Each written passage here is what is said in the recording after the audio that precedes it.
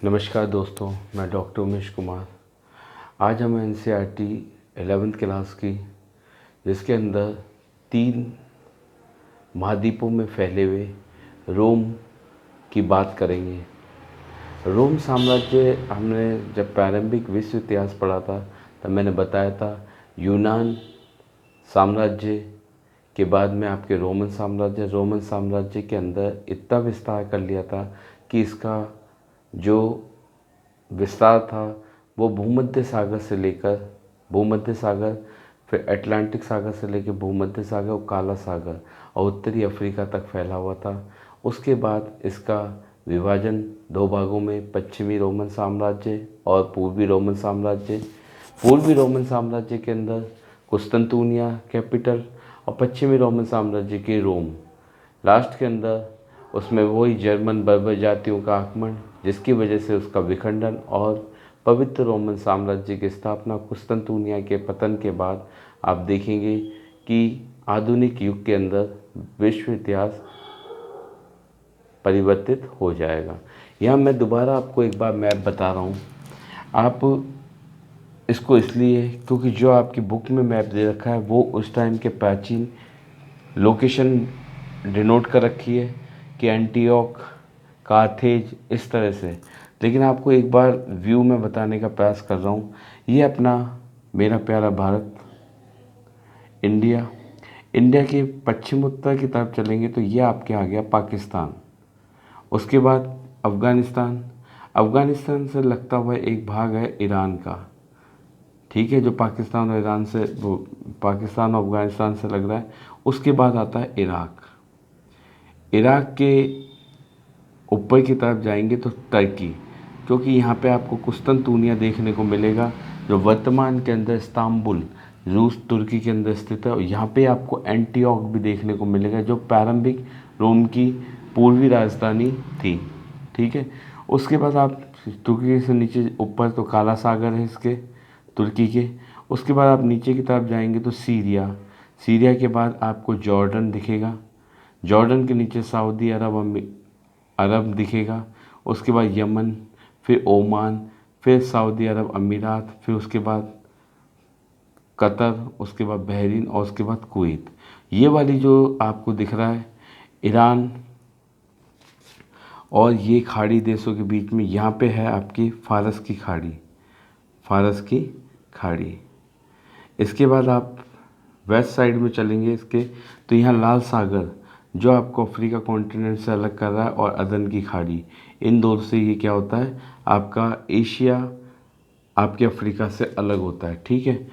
Turkey के नीचे आप देखेंगे तो साइप्रस, जो मैंने आपको बताया था पिछली इराक़ की सभ्यता, जहाँ पे साइप्रस से वो लोग क्या प्राप्त करते थे, तांबा साइप्रस से आता था। तो साइप्रस ये रहा स्थित आपके भूमध्य सागर के अंदर ही। उसके बाद आप देखेंगे साइप्रस से नीचे जाएंगे तो तुर्की के नीचे सीरिया के बगल के अंदर लेबनान, उसके बाद इजराइल। ये वाला आपका हिस्सा देखने को मिलता है, ठीक। अब यहाँ पे टर्की और ग्रीस, जो यूरोप के कंट्री है ग्रीस, यानी यूनान, प्राचीन नाम यूनान, इसके अंदर आप देखेंगे। और यहाँ इसके नीचे क्रीट, यूनान के अंदर ही क्रीट था स्थित। यहाँ पे आप देखेंगे तो ये दोनों एजियन सागर इनके बीच के अंदर बॉर्डर को विभाजित करता है। फिर आप यहाँ पे ऊपर से देखेंगे तो यहाँ पे आ गया नॉर्वे, स्वीडन, फिनलैंड। और यहाँ आपको मालूम है यहाँ पे आपका रशिया आ जाता है। रशिया क्योंकि आपको मालूम है एशिया और आपके यूरोप दोनों में यूराल पर्वत और यूराल नदी इसको एशिया से अलग करती है, यूरोप से अलग करती है, ठीक है। यहाँ पे आप देखेंगे ये जो आपके रशिया है, यहाँ पे आपके नॉर्वे, स्वीडन, फिनलैंड। उसके बाद बाल्टिक कंट्री, जब हम यहाँ पे आप देखेंगे Estonia, Latvia, Lithuania, Belarus, Ukraine के बाद में यूक्रेन और आपके काला सागर से हटते हुए यहाँ पे आता है यूक्रेन। उसके बाद में आएगा मैसिडोनिया, फिर रोमानिया, बुल्गारिया, एस्टोनिया, लाटविया,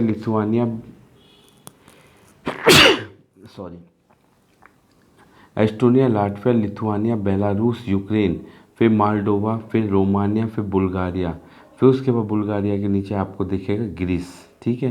फिर यहाँ पे आपके अल्बानिया, उसके बाद स्लोवाकिया, इस तरह से आप करेंगे तो यहाँ पे ऊपर आ जाएगा पोलैंड। इस साइड से जब आपके एटलांटिक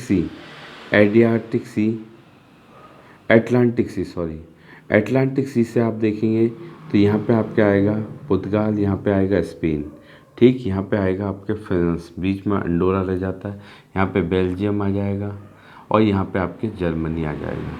ये मैं बताने का इसलिए प्रयास कर रहा हूँ क्योंकि आप रोम की सभ्यता पढ़ोगे तो यहाँ पे आप देखेंगे भूमध्य सागर, ये आपका इटली हो गया, इटली के यहाँ पे रोम हो गया, ठीक है। अब ये रोम इटली के वेस्ट साइड के अंदर टिरेनियन सागर है और ईस्ट साइड में आपके एड्रियाटिक सागर और साउथ में आयोनियन सागर, ये सब के सब भूमध्य सागर के अंदर स्थित है। जिस प्रकार प्रशांत महासागर के अंदर आपके हिंद महासागर भी समा जाता है, अरब सागर भी समा, उसी तरह से भूमध्य सागर में सब के सब सागर समा जाते हैं, ठीक है। तो अब आप देखेंगे उत्तरी अफ्रीका, जिसके क्षेत्र आपके इसके अधीन होंगे, मोरक्को, ऊपर देखेंगे अल्जीरिया, उसके बाद ट्यूनीशिया, उसके बाद आपके लीबिया, उसके बाद मिस्र।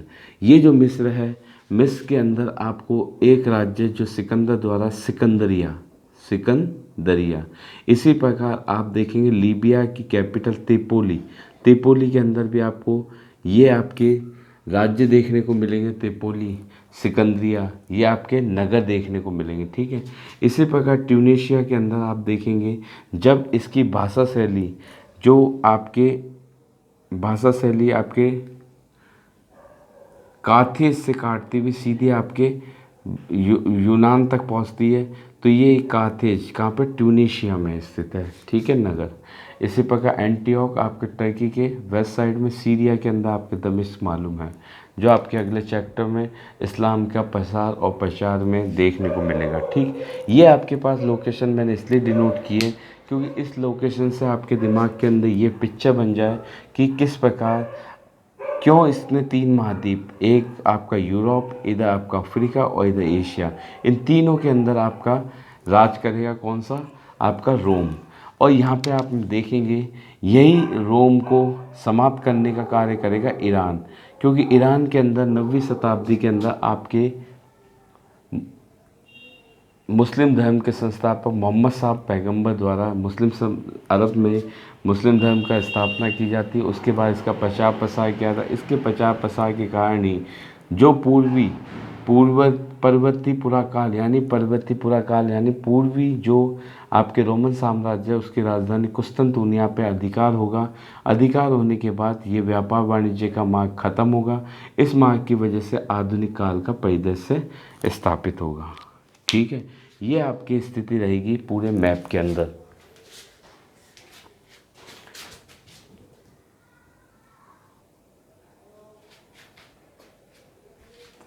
फिर आप देखेंगे साम्राज्य, जो रोम की मैं बात कर रहा हूँ, रोम के अंदर आप देखेंगे इसका प्रारंभिक रूप मैंने आपको बता दिया, रोम किस जगह से, इटली के अंदर स्थित है, ठीक।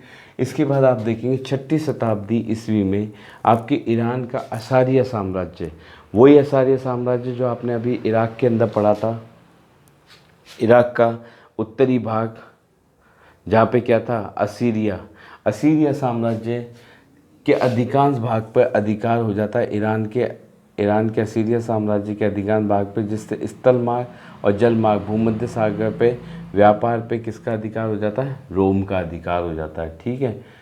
ईरान का असीरिया साम्राज्य के अधिकांश भाग पे अधिकार, जिससे स्थल मार्ग और जल मार्ग पे आपके भूमध्य सागर पे किसका, व्यापार पे अधिकार। 4वीं शती ईस्वी में आप देखेंगे यूनान के मैसेडोनिया, जिसके सिकंदर सैन्य अभियान करते हैं और उत्तरी अफ्रीका और आपके पश्चिमी एशिया, ईरान और भारत की व्यास नदी से ये आगे बढ़ने से इनकी सेना मना कर देती तो वापस जाते हैं। लेकिन इस पूरे क्षेत्र में उत्तरी अफ्रीका, जो मैंने आपको अभी बताया था, उत्तरी अफ्रीका का भाग, उसके बाद पश्चिमी एशिया का भाग, ईरान और भारत के व्यास नदी के पश्चिम की तरफ, तो पूरा हेलेनाइजेशन का मतलब यूनानी संस्कृति का प्रचार प्रसार, यूनानी संस्कृति का क्या कर देते हैं ये प्रसार।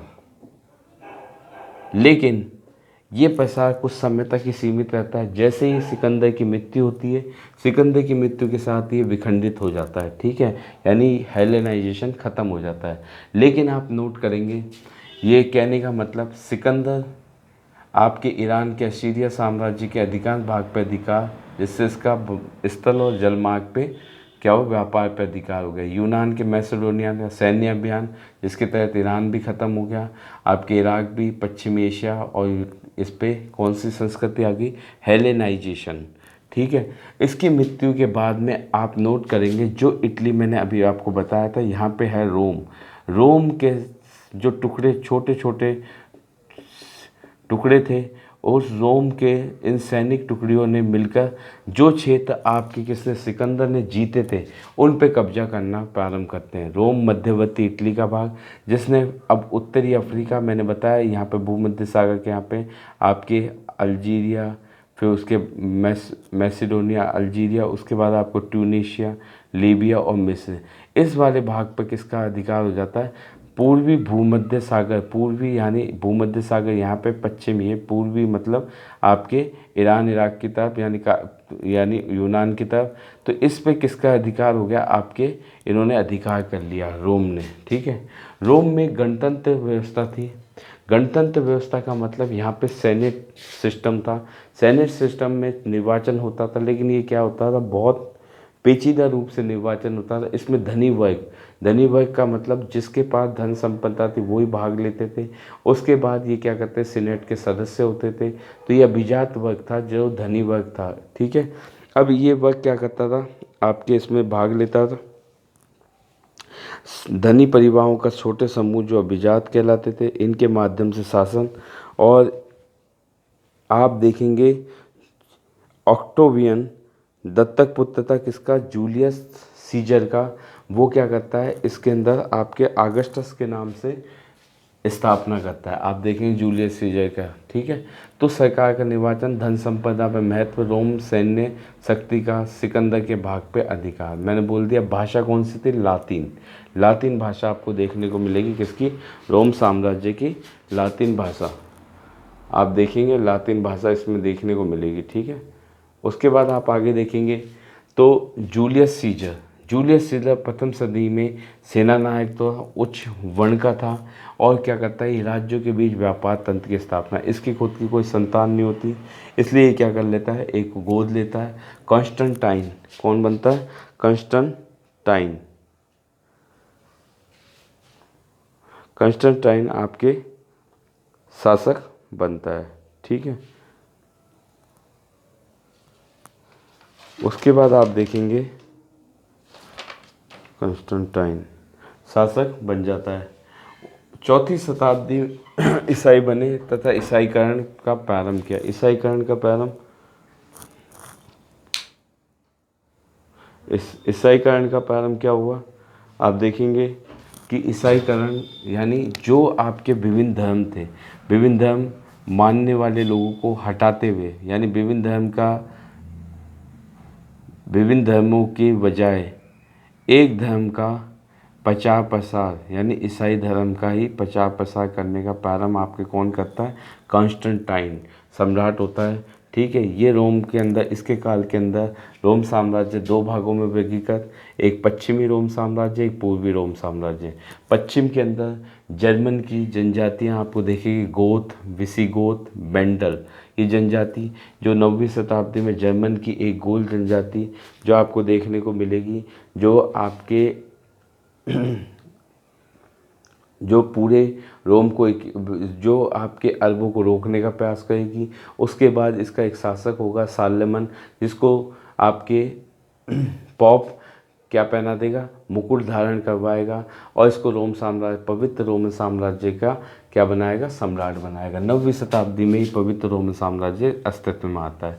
इसके बाद पूर्वी रोमन साम्राज्य 7वीं से लेकर 15वीं सदी तक रहता है, जब अरबों के आक्रमण होते हैं। अरबों के आक्रमण की वजह से इस्लाम और यूनानी, इन दोनों के बीच में जो इस प्रकार की जो संस्कृति होती है, उसका जो सम्मेलन होता है उसका फ़ायदा उठाते हैं कौन? तुर्की। जो आपको मैंने बताया काला सागर जिसके नीचे, तो यहाँ पे यायावर जनजाति थी जो पशुचारण का कार्य करती थी, वो इससे आकर्षित होते हैं और ये निमंत्रण इनको अंतिम लोग थे, यानी इस पे नियंत्रण कर लेते हैं बेंजल्टीना पे, यानी इसके पूर्वी साम्राज्य पे, पूर्वी रोम पे। और अंतिम लोग इसके कौन होते हैं? मंगोल। मंगोल के जो संस्थापक चंगेज खां और उसके उत्तराधिकारी, ठीक है।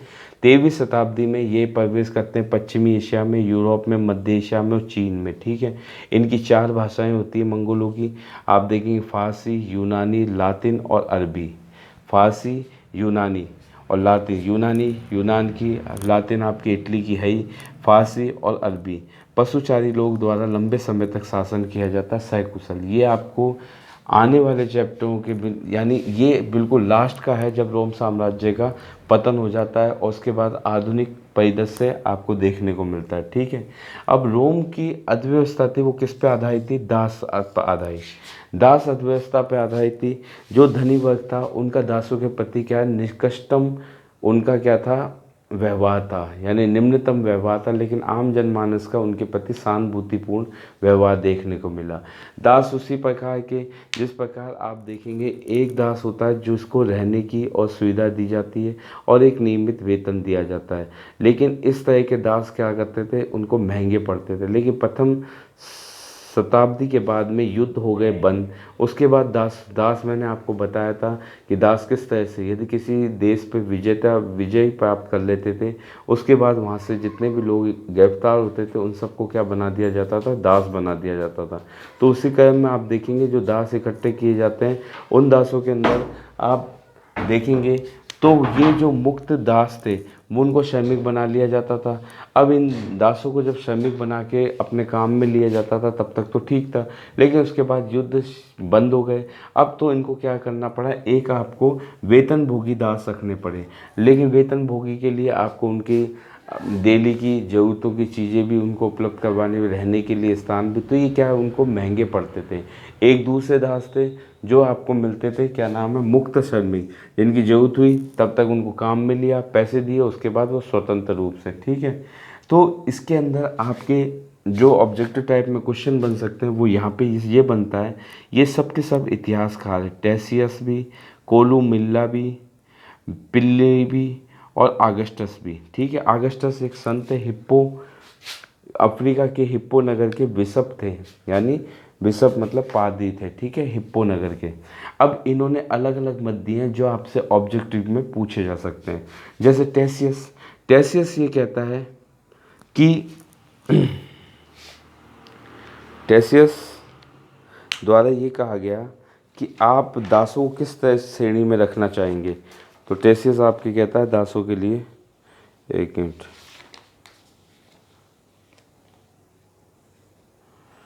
टेसियस ये कहता है कि इन दासों का इतना शोषण होता था कि जो इनकी पीड़ा नहीं समझ पाते थे। एक दास का ये कहता है कि एक नगर का शासक था, शासक का नाम आपसे पूछा जा सकता है, शासक था जिसका नाम था आपके ल्यूसियस पेरेनियस सेकंड्स, ल्यूसियस पेरेनियस सेकंड। इसकी क्या कर देता है? एक दास क्या कर देता है? हत्या कर देता है। अब हत्या करने के बाद नियम था कि इस दास को फांसी पे चढ़ाया जाएगा। लेकिन जैसे इसको फांसी पे रोमन अधिकारी चढ़ाने जाते हैं तो उसके बाद भीड़ का आक्रोश देखते हैं, भीड़ के आक्रोश से वो रुक जाते हैं। लेकिन रोम का जो शासक था नीरो क्या करता है? आपके इस घटना को बहुत गंभीरता से लेता है और बहुत सैनिक के बल पर इसका दमन करता है और लास्ट में इसको फांसी पर चढ़ा दिया जाता है। ये वर्णन आपके टेसियस ने किया था, भीड़ द्वारा प्रतिरोध, नीरो द्वारा सैनिकों के माध्यम से फांसी, ठीक है। उसके बाद एक शब्द आता है वेतन भोगी, जो मैंने आपको बताया। इसमें वेतन भोगी में दासों को क्या है? अब प्रथम जब युद्ध खत्म हो गए तो दास कहाँ से उपलब्ध होंगे? तो इन्हीं दासों, जो वेतनभोगी दास थे, तो इनको उत्साहित किया जाता था, आप अधिक से अधिक बच्चे पैदा कीजिए, तो ये बच्चे जो होंगे वो हमारे दास रहेंगे, तो हमारी आने वाली पीढ़ी की सेवा करेंगे। तो दासत्व का आप पीढ़ी दर पीढ़ी इसका हस्तांतरण किया जाता था। ठीक है, इनको वेतनभोगियों को। अब इसके बाद आप देखेंगे दूसरे लेखक का नाम है कोलुमिल्ला। कोलू मिल्ला। कोल्लू मिल्ला, ये इन्होंने कोल्लू मिल्ला ने आपके लिए कहा कि स्पेन के लेखक थे। इन्होंने श्रम प्रबंधन, कृषि विषय पे श्रम प्रबंधन के ऊपर ध्यान दिया। तो श्रम प्रबंधन में इसने क्या कहा कि आप इस पेचीदा चीज़ में मत पड़िए, यानी मुक्त श्रमिक, वेतनभोगी श्रमिक में नहीं किया। जमींदार वर्ग को चाहिए कि वो अत्याधुनिक उपकरणों का अधिक से अधिक स्टॉक करें, यानी इकट्ठे करें, उसके बाद उनका उपयोग करें। ठीक है, और श्रमिकों को भी क्या करें कि 10-10 की श्रेणी में डिवाइड करके इनसे काम करवाएं, जिससे पता चल जाएगा कौन सा श्रमिक कामचोर है और कौन सा श्रमिक काम करता है। ठीक है, तो इस प्रकार के इन्होंने निरीक्षण करने की बात कही। तो ये वाले आपके कोल्लू मिल्ला। उसके बाद पिल्नी। पिल्नी आपको मालूम है नेचुरल हिस्ट्री, एक प्राकृतिक विज्ञान के जनक थे, किताब लिखी थी इन्होंने। तो पिल्नी ने सिकंदरिया के अंदर एक संदर्भ लेते हैं। सिकंदरिया मैंने आपको बताया था मिस्र, जहाँ पे सिकंदर ने राज्य स्थापित किया, जो ज्ञान का केंद्र था। सिकंदरिया में फ्लोरेंस, क्या नाम है, फ्रैंकिंसेंस, ये आपका एक तरह से इत्र है। ठीक है, फ्रैंकिंसेंस इंग्लिश वर्जन है इत्र का। तो इसके अंदर क्या होता था, आपके फ्रैंकिंसेंस सुगंधित बाल की फैक्ट्री थी। ठीक है, और ये आपके बोसेवेलिया पेड़ से बनाए जाते थे। किससे? बोसेवेलिया। बोसेवेलिया पेड़ के अंदर क्या कर दिया था, छेद कर दिया जाता था। उसके बाद जो तरल पदार्थ आता था उसके सूखने के बाद में निर्माण की जाती थी। तब ये वो बताता है ये श्रमिक कहीं चुरा नहीं लें, इसलिए इनके कपड़े, वस्त्र और मुंह पे मुखौटा रखा जाता था। बाद में ये फैक्ट्री से बाहर निकलते तब इनको ये सारे कपड़े उतार दिए देने पड़ते थे। तो इस प्रकार का शोषण के बारे में आपके पिल्नी बताता श्रमिकों के बारे में, जिसके कारण इनकी स्थिति बिल्कुल ऐसे रहती थी, उदासीन रहते थे ये लोग। ठीक है, इसमें बताया गहरी जाली वाले मांस, यूरोपियन नामक सुगंधित राल, आप समझ गए फैक्ट्रीज का मतलब। और सबसे अच्छी फैक्ट्रीज आपके मिलती थी अरब सागर से। ठीक है, वो अरब पैदी, ये आपके अरब देशों से। ठीक, उसके बाद आप देखेंगे अगला जो पॉइंट है, आगस्टीन एक संत हैं हिप्पो नगर के। ये आगस्टीन संत लिखते हैं कि कई माता पिता अपने बच्चों को पैसों के लिए क्या कर देते, बेच देते थे 25 साल के लिए। उसके बाद वो प्राप्ति है, अगस्टीन किसी वकील के पास चर्चा के लिए जाते हैं कि इनको छुड़ाया जा सकता है, यदि किसी के पिता की मृत्यु हो तो उसे दासत्व से मुक्ति मिल सकती है। तो इस बारे में बात की है। तो ये केवल आपके ऑब्जेक्टिव टाइप में पूछ सकता है किसने क्या कहा था। कोलोमिल्ला ने आपके श्रम प्रबंधन के बारे में बताया था, पिल्ली ने आपके फ्रैंकिस फैक्ट्री में करने वाले श्रमिकों के बारे में बताया, आगस्टीन ने उन बच्चों के लिए कहा था जिनके माता पिता बेच देते थे, यदि उनको बंधन से मुक्त कराया जा सकता है। ठीक है, दास के आधार पे कानून था, 398 ईस्वी का एक कानून था, जिसमें कहा गया कि दासों को दाग दिया जाए, यदि कहीं के ये भागने का प्रयास करे तो इनको पहचाना जा सके। ठीक है, ऋण संविदा करार, यानी इसको क्या करते थे, ऋण दे देते, ऋण देने के बाद इनको क्या कर लिया जाता था, अपने पास रखा जाता था। एक तरह से ये उनका गुलाम बन के रहता था जब तक वो ऋण नहीं चुका पाता था। तो ऋण संविदा का करार किया जाता था। यहूदी युद्ध, अब यहूदी युद्ध आपने 80 के दशक की मूवी देखने को मिलती है हमारे भारत के अंदर। तब आप देखते हैं एक जमींदार वर्ग होता है जिससे वो शोषण करता है किसानों का, फिर बाद में एक हीरो आता है, वो हीरो क्या करता है, उनको किसानों को उनके जमींदार से सारे उनके क्षेत्र छीन, वो मतलब जो कागज़ होते हैं जिन पे वो ऋण का माफ़ी पत्र ऋण होते हैं, ऋण पत्र होते हैं, उनको छीन के आग लगा देता है। उसी तरह से यहूदी आंदोलन आपको देखने को मिलेगा। ये यहूदी युद्ध हुआ, लेकिन ये प्रारंभ तो हुआ 66 ईस्वी के अंदर, लेकिन इसको जन समर्थन मिल गया। तो इन्होंने क्या किया, इस जन समर्थन के फ़ायदे के लिए इन्होंने जो आपके साहूकार वर्ग था जिनके पास ये संविदा करार रखे हुए थे, उनको निकाल के जला दिया गया। ठीक है। एंस्टंटिशियस, अब यही आपको कि आप श्रमिक को पीड़ित कर कर के आप देखना चाहें कि किस तरह से उनके लाभ होते हैं, इसके परिवर्तित रूप को आप देखेंगे। एस्टनटाइन ये सम्राट था रोम का, इसने इसका उल्टा किया।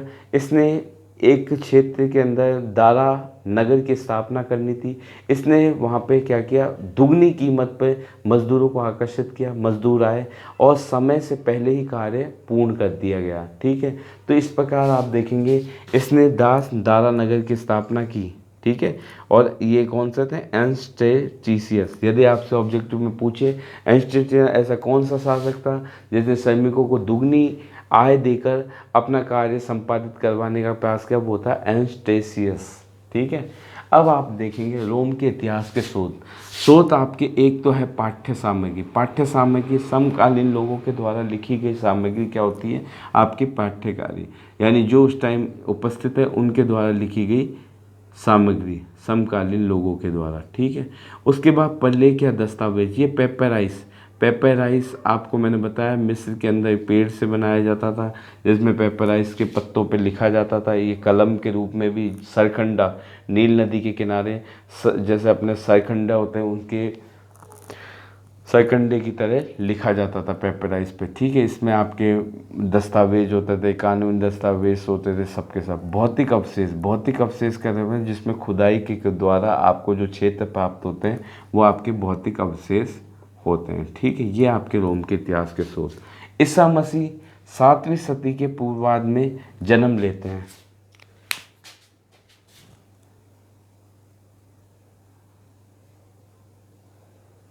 ईसा मसीह आप देखेंगे 7वीं शताब्दी के पूर्वार्ध में, यानी 7वीं शताब्दी का मतलब 600 से 699 630 में ईरान के अंदर दो सशक्त साम्राज्य स्थापित हुए होते हैं उस समय। तो एक का नाम होता है ईरान और एक का नाम होता है रोम। जब मैंने बताया आपको ये ईरान और रोम, मैंने मैप में भी बताया था आपको कि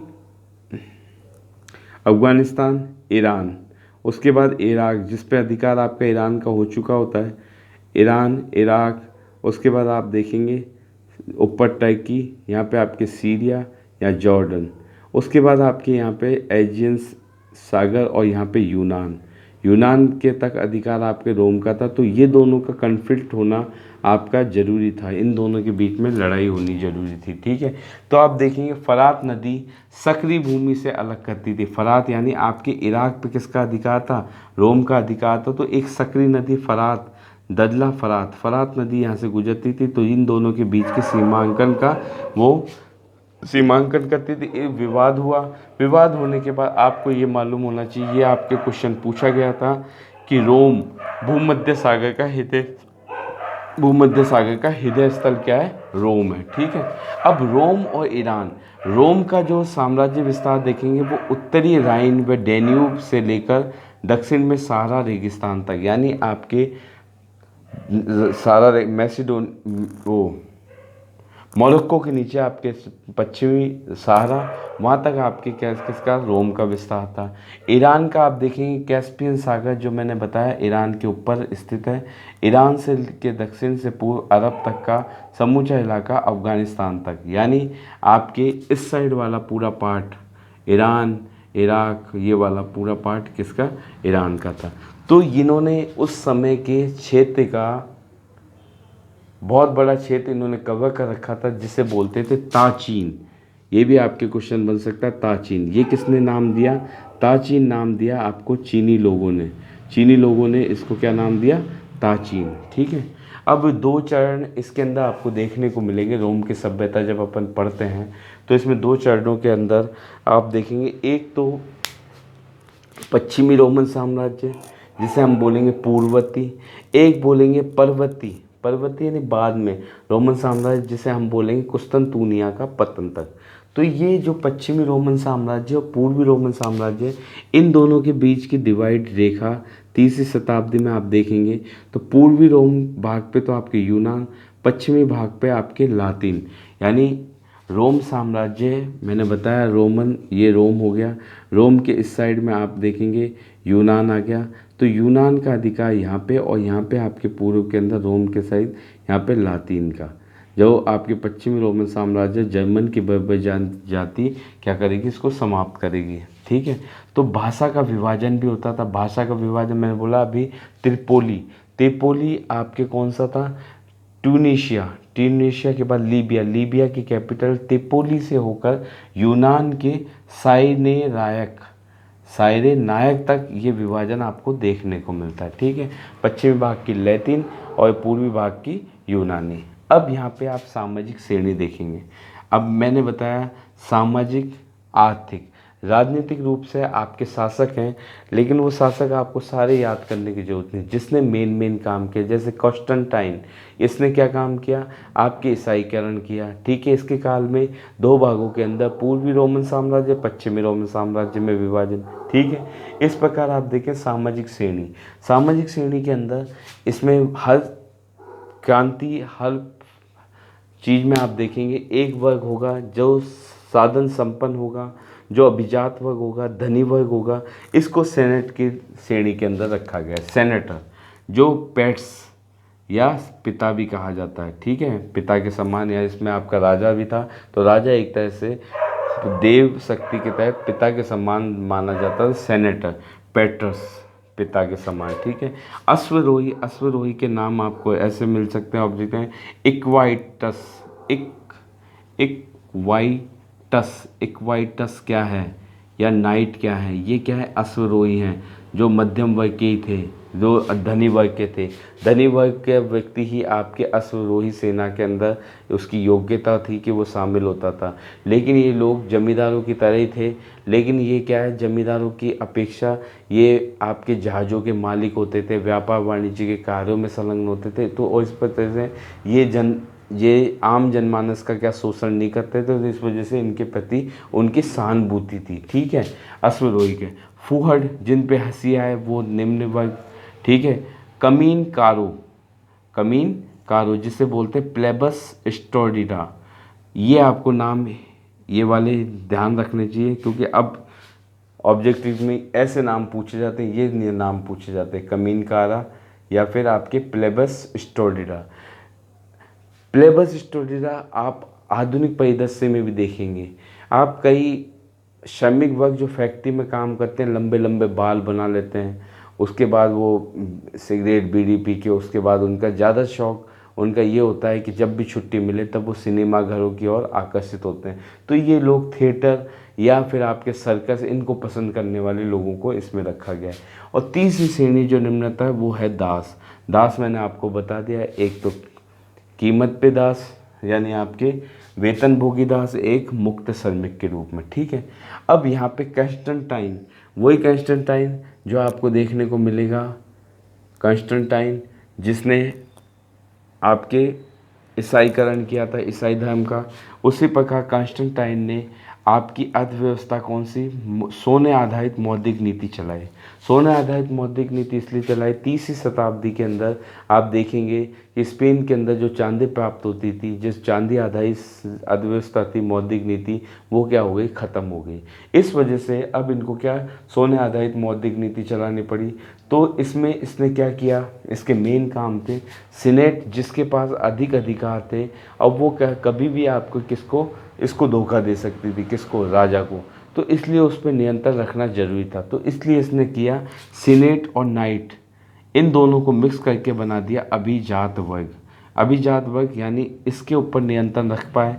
नाइट, इतावली लोग कम थे, इसमें अफ्रीका और पूर्वी भूमध्य सागर के लोग ज़्यादा थे, जिस वजह से इन लोगों का सम्राट के प्रति आकर्षण ज़्यादा था। इस वजह से सीनेट को दबाया जा सकता था। ठीक है। मध्यम वर्ग में वो लोग जो सरकारी कर्मचारी लिपिक का कार्य करते थे और क्या सरकारी धन पे ही अपने जीवन यापन करते थे। निम्न वर्ग विशाल समूह जिसे बोलते ह्यूमिलिओरस, ये आप नाम ध्यान रखिएगा, यही ऑब्जेक्टिव में आते हैं, ह्यूमिलिओरस। ये वाला वो वर्ग था जो विशाल समूह में था। इसका काम आपको मालूम है कि मजदूरी करना, उसके बाद ये सारे के सारे यही लोग थे। ठीक। अब यहाँ पे एक इतिहासकार आता है ओलिम्पियोडोरस। ओलिम्पियोडोरस ये एक राजदूत भी था।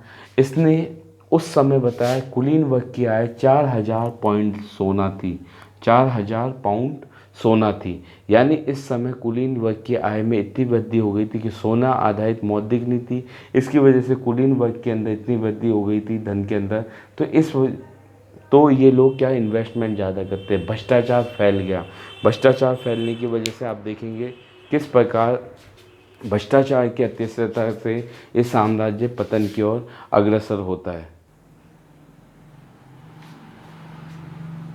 भ्रष्टाचार फैल गया। ठीक है। अब यहाँ पे एक शब्द आएगा शहरीकरण। पिछली बार भी मैंने आपको शहरीकरण बताया था। शहरीकरण के अंदर आप देखते हैं शहरीकरण के अंदर क्या होता है। शहरीकरण आर्थिक गतिविधियों का बहुत बड़ा स्रोत था, जिससे एक प्रशासक वर्ग को ये सम्राटों ने क्या किया, रोमन सम्राटों ने वहाँ पे स्थापित किया, जिसका कार्य आपको क्या था कि वहाँ से कर इकट्ठा करना था। कर उस समय आप देखिए कर की मात्रा 4000 पॉइंट जो आपको बताई गई, इतना कर इकट्ठा होता था, जिसके लिए इनको प्रशासक नियुक्त किए गए थे। अब ये प्रशासक वही वर्ग है जिसको अभिजात वर्ग के साथ मिक्स कर देगा, कौन, सेनेट के साथ, आपका सम्राट। क्योंकि ये एक तरह से वो वर्ग तैयार हो गया इसके लिए कि जो इसको आपकी सेना के रूप में भी सहायता देता था, प्लस इसको कर का एक रूप धारण करके, एक रूप इकट्ठा करके पहुंचाता था। ठीक है। तो आप देखेंगे उस समय भूमध्य सागर पे 3 क्षेत्र, कार्थेज मैंने आपको अभी बताया ट्यूनीशिया के अंदर स्थित था, सिकंदरिया आपके मिस्र में था, और एंटियोक आपके टर्की के ऊपर था, टर्की के पास में एंटियोक। इन तीनों शहरी केंद्रों पे साम्राज्यिक प्रणाली पर आधारित सरकार थी। यानी इस पे सरकार तो नियंत्रण आपके रोम से करती थी, लेकिन उसने अधिकारी आपके नियुक्त कर रखे थे जो यहाँ से राजस्व का इकट्ठा करना और प्रशासनिक कार्य करती थी। ठीक है। प्रांतीय ग्रामीणों पे कर लगाया गया। ठीक है। और उच्च प्रांतीय वर्ग जिसमें प्रशासक और सैनिक अफसर, ये यहाँ पे प्रशासन भी संभालते थे और कर का कलेक्शन करके किसको, राजा तक पहुँचाते थे। ठीक। अब यहाँ पे मैंने बोला जहाँ जहाँ मेन शासकों की जरूरत होगी मैंने वो डिनोट किए। आपके सीधे सीधे क्वेश्चन यहाँ से ऐसे पूछे जाते हैं। गैलिनस वो शासक था जिसने इनको, जो प्रशासक और सैनिक अफसर थे जो इसके लाभ के साधन थे, इनको मोटिवेट किया, और जो सीनेट थी उसकी शक्ति को क्या किया, कम किया। तो इसने नवीन वर्ग का सुदृढ़ किया और सीनेट को कमज़ोर किया। ठीक है। इनको मजबूत किया। और सबसे बड़ी बात, ये इतावली लोग मूल के लोग नहीं थे, ये अधिकतर आपके वो लोग थे जो कि भूमध्य सागर और अफ्रीका कॉन्टिनेंट से संबंधित थे। ठीक है। शहरी केंद्र में दंडनायक मजिस्ट्रेट की नियुक्ति की और म्यूनिसिपल कॉर्पोरेट इसकी स्थापना की, नगर परिषद की। सार्वजनिक स्नान गृह की स्थापना की। एक इसमें कथन आता है कि ये प्रयास आपके ईरान का शासक भी करता है, वहाँ का जो पादरी होता है वो उसे दंडित करता है। बोला कि जल एक क्या है, जल एक शुद्ध रूप है और उसका आप इस तरह से उपयोग नहीं कर सकते। ठीक है। विंडोनिसा, ये वाला क्वेश्चन पूछा गया है। विंडोनिसा आपके स्विट्जरलैंड में रंगशाला थी जो किसका, सैन्य बल का क्या करती थी, मनोरंजन करती थी। ठीक है। सैन्य बल का मनोरंजन करने का कार्य आपके विंडोनिसा का था। ठीक है। डॉक्टर गैलिन, मैंने आपको बताया कि जब शहरीकरण, शहर होता क्या है, शहर वहाँ बसते हैं जहाँ पे आपके खाद्यान्न सामग्री, शहर रहने की जगह नहीं है, वहाँ पे क्या है, खाद्यान्न सामग्री के अतिरिक्त अर्थव्यवस्था के स्रोत होते हैं, जिसकी वजह से लोगों की आमदनी होती है। इस वजह से वो मजबूरी के अंदर वहाँ रहना पड़ता है। ठीक है, इसी क्रम में आप देखेंगे तो वहाँ पे लोग रहते थे, श्रमिक वर्ग। यहाँ पे किसान का एग्जाम्पल लेता है। किसान वर्ग शहरी लोगों को क्या करते थे, अपना अनाज, फल इत्यादि बेच देते थे। शहरी लोग उनका क्या कर लेते थे, अपने पास स्टॉक कर लेते थे। जैसे ही मौसम परिवर्तित होता था तो सर्दियों तक तो उनका काम चल जाता था, बाद में उनके लिए खाने के लिए कुछ नहीं बचता था, सिवाय दाल बचती थी, दाल से वो अपनी सर्दियाँ निकाल लेते थे। उसके बाद वो पेड़ों की छाल, आपके कंद मूल, इनको खा के अपना गुजारा करते थे। तो इस प्रकार उनकी जो दशा खराब हुई, शारीरिक रूप से कुपोषण के शिकार हो गए। इस कुपोषण पे शिकार होने का आपने उल्लेख करते हैं डॉक्टर गैलन। डॉक्टर गैलन आपके इस कुपोषण के शिकार के ऊपर रोशनी डालते हैं, ठीक है, कुपोषण के लिए। ठीक, तो आपको इस तरह से शहरीकरण। उसके बाद आप देखेंगे 225 ईसा पूर्व में, ठीक है, ईरानी संसानी वंश की स्थापना होती है ईरान के अंदर। उसका शापुर प्रथम द्वारा एंटियोक, जो पूर्वी राजधानी थी रोम की, उस पर क्या कर लिया जाता है, अधिकार कर लिया जाता है, क्योंकि आपके ईरान के जस्ट पास में टर्की के ऊपर आपके एंटियोक पे अधिकार। 30वीं शताब्दी में आप देखेंगे इतनी, यानी जो एक सुदृढ़ शासन व्यवस्था थी वो गिर रही थी। इस वजह से इस काल में 47 वर्षों में 25 सम्राट यहाँ पे सत्तासीन होते हैं। ठीक है, जर्मन की बर्बर जनजाति, एलेमनाई, फ्रैंक और गोथ, जो गोथ जनजाति, इसी से आपके दिखेगा चार्ल्स मार्टिन। चार्ल्स मार्टिन के बाद आप देखेंगे, चार्ल्स मार्टिन के बाद आपके सल्लेमन, जो पवित्र रोम साम्राज्य का क्या बनेगा, सम्राट बनेगा। डैन्यूब जर्मनी पे रोमन। अब यहाँ पे आपके बात हो रही है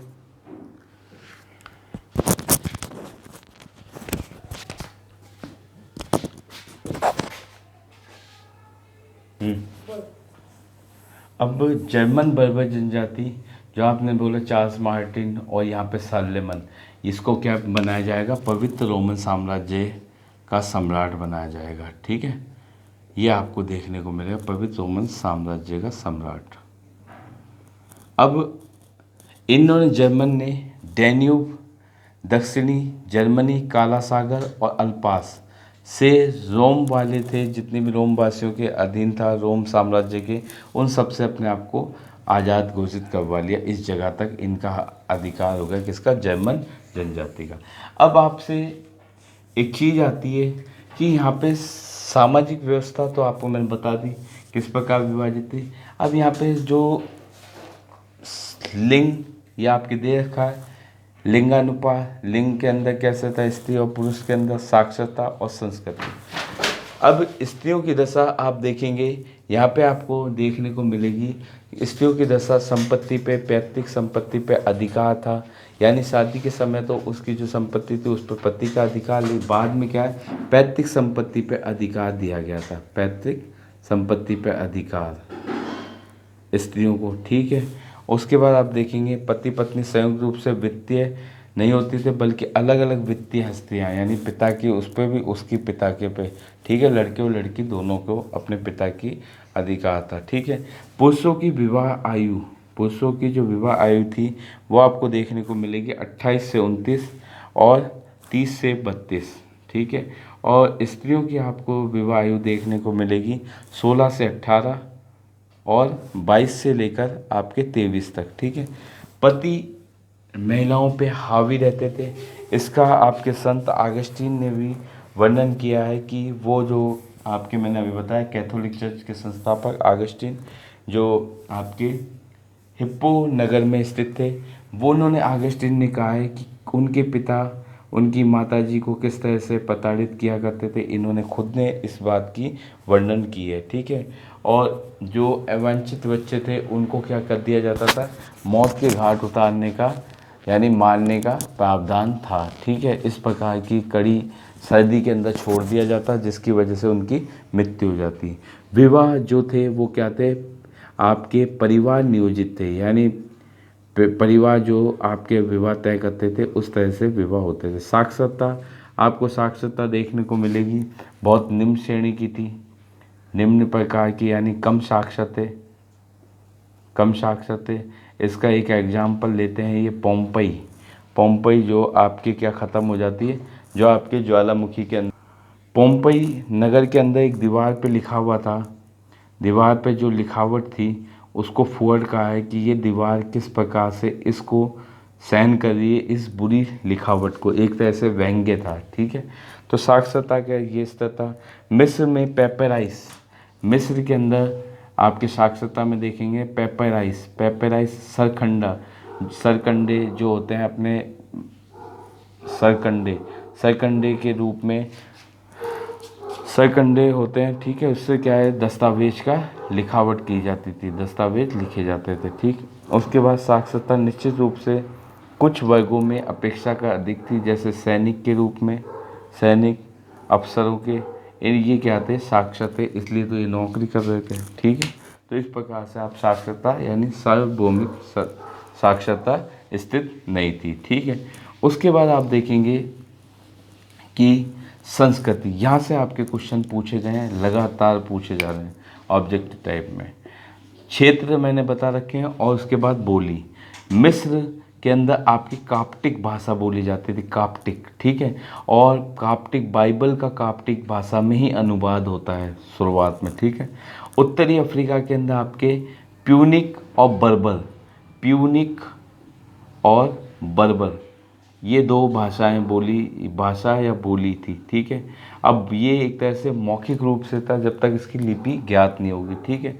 उत्तर पश्चिम तथा स्पेन के अंदर आपके बोली जाती थी काल्टिक भाषा, केल्टिक, केल्टिक भाषा, ठीक है। भाषा मौखिक थी। आर्मेनिया लिपि 5वीं शताब्दी के अंदर आती है, ठीक है। बाइबल का काप्टिक, सॉरी, बाइबल आपकी काप्टिक भाषा के अंदर लिखी गई थी, कौन सी में, कैप्टिक भाषा में लिखी गई थी। ये आपसे पूछी गई, मिस्र में कौन सी, कैप्टिक, उत्तरी अफ्रीका में प्यूनिक और बर्बर, उत्तर पश्चिम में तथा स्पेन के अंदर आपके काल्टिक, काल्टिक के अंदर ये आपकी कौन सी बाइबल लिखी गई थी, ठीक है। अब यहाँ पे आप देखेंगे मैं कुछ शासकों के नाम बता रहा हूँ जो विशिष्ट हैं, पूछे जाते हैं। अब जो आपके शासक वर्ग की बात करूँ तो यहाँ आपको देखने को मिलेगा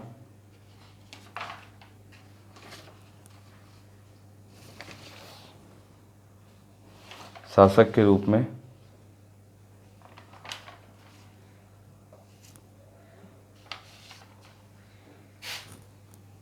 शासक जो आपको देखा जाता है आगस्टस, आगस्टस, नाम इसका होता है एक्टोवियन, एक्टोवियन। अब ये क्या करता है, ये आपके आगस्टस ये राज्य स्थापित करता है, उसे बोलते हैं प्रिंसिपेट। जो राज्य स्थापित करता है उसे बोलते हैं प्रिंसिपेट, प्रिंसिपेट राज्य की स्थापना करता है आगस्टस, ठीक है। एक छत्र शासक था, इस पे किसी प्रकार का कोई नियंत्रण नहीं था, एक छत्र शासक आगस्टस, ठीक है। उसके बाद इस पर कोई नियंत्रण नहीं। प्रिंसिपेस लैटिन भाषा, लैटिन भाषा के अंदर इसका प्रिंसिपेस का मतलब होता है, प्रिंसिपेट का मतलब क्या होता है, आपके प्रमुख नागरिक, प्रमुख नागरिक लैटिन भाषा का शब्द है, और वैसे इसका अर्थ होता है प्रमुख नागरिक। जो कौन था, प्रिंसिपेट, आपका आगस्टस बनता है, ठीक है।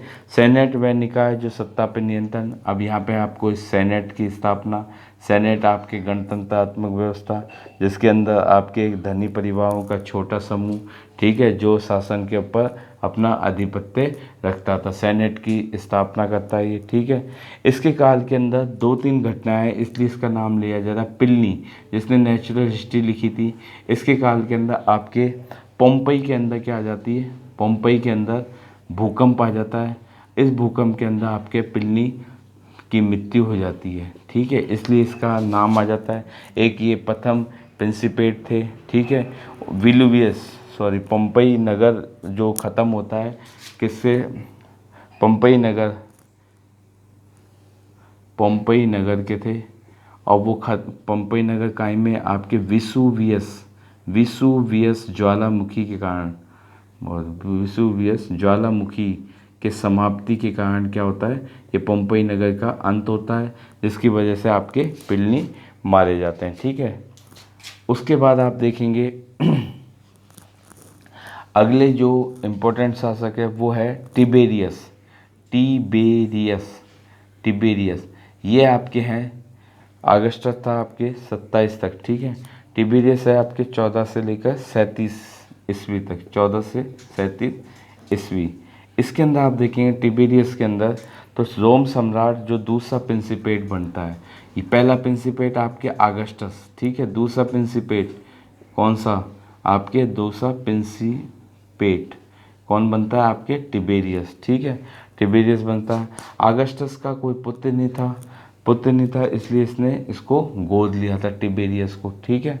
उसके बाद इसने अगस्टस से प्राप्त साम्राज्य में क्या की, क्योंकि इतना विस्तार कर दिया था तो शांति स्थापन करने का कार्य किया टिबेरियस ने, ठीक है। इसके काल के अंदर एक महत्वपूर्ण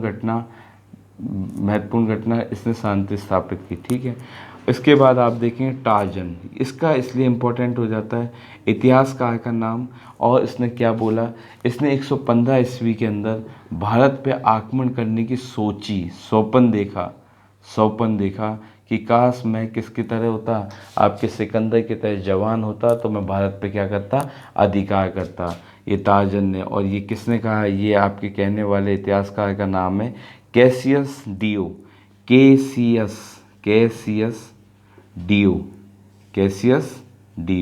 कैसियस डियो ने कहा कि भारत पर आक्रमण करना चाहता था और इसने सोचा था कि काश मैं सिकंदर जैसा जवान होता, ठीक है। कैसियस डियो ने कहा है, ये इतिहासकार है जिसने ये बात आपको, इतिहासकार जिसने ये बात कही है टार्जन के लिए, इसलिए फेमस हो जाता है, ठीक है।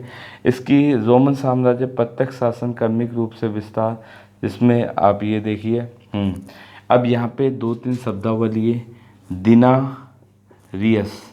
दिनारियस क्या है, रोम का चांदी का सिक्का, चांदी के सिक्के को क्या बोलते थे, दिनारियस, चांदी का सिक्का। दिनारियस क्या था, चांदी का सिक्का जो 4.5 ग्राम का था, 4.5 ग्राम की चांदी का सिक्का था ये, कौन सा, दिनारियस। अब इसी के साथ मैं आपको बताऊं, ये चांदी का सिक्का था। उसके बाद आप देखेंगे इन्होंने जो आपके कॉन्स्टेंटाइन ने आपके सिक्का जो चलाया था उसका नाम था,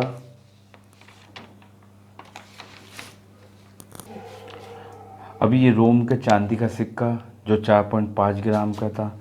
इसी प्रकार आप देखेंगे कॉन्स्टेंटाइन ने सॉलिडस, जब मौद्रिक नीति जो आपके स्वर्ण आधारित बनाई थी, तो सॉलिडस एक सिक्का था, सॉलिडस सोने का सिक्का जिसका वजन आपके, सॉलिडस सोने का सिक्का जिसका 5 ग्राम का ही, लेकिन इकाई का था सोने का। दिनारियस ये ऑब्जेक्टिव टाइप में, दिनारियस और सॉलिडस इन दोनों का ध्यान रखना। दिनारियस आपके चांदी का सिक्का 4.5 ग्राम का, और सॉलिडस आपके सोने का सिक्का, ठीक है। अब ये आपके प्रमुख व्यक्ति थे जिन, इसके अंदर जो क्वेश्चन ऑब्जेक्टिव टाइप में बनेंगे वो इस प्रकार हैं।